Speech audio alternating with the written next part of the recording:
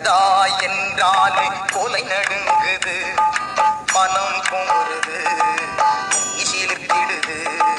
இவரோ தகாததொன்றையும் நடப்பிக்கவில்லையே என்று அவனை கடிந்து கொண்டு இயேசுவை நோக்கி, ஆண்டவரே, நீர் உம்முடைய ராஜ்யத்தில் வரும்போது அடியேனை நினைத்தருளும் என்றான். இயேசு அவனை நோக்கி, இன்றைக்கு நீ என்னுடனே கூட பரதீசில் இருப்பாய் என்று மெய்யாகவே உனக்கு சொல்லுகிறேன் என்றார். இயேசு கிறிஸ்து நம்முடைய அக்கிரமங்களை ஏற்றுக்கொண்டவராய் அந்த கல்வாரி சிலுவையில் மரணத்தின் கசப்பை ருசி பார்த்தார்.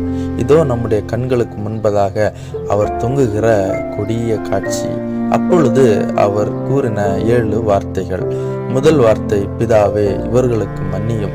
இரண்டாவது வார்த்தை, இன்றைக்கு நீ என்னுடனே கூட பரதீசில் இருப்பாய். மூன்றாவது வார்த்தை, அதோ உன் மகன், அதோ உன் தாய். நான்காவது வார்த்தை, என் தேவனே, என் தேவனே, ஏன் என்னை கைவிட்டீர்? ஐந்தாவது வார்த்தை, தாகமாய் இருக்கிறேன். ஆறாவது வார்த்தை, முடிந்தது.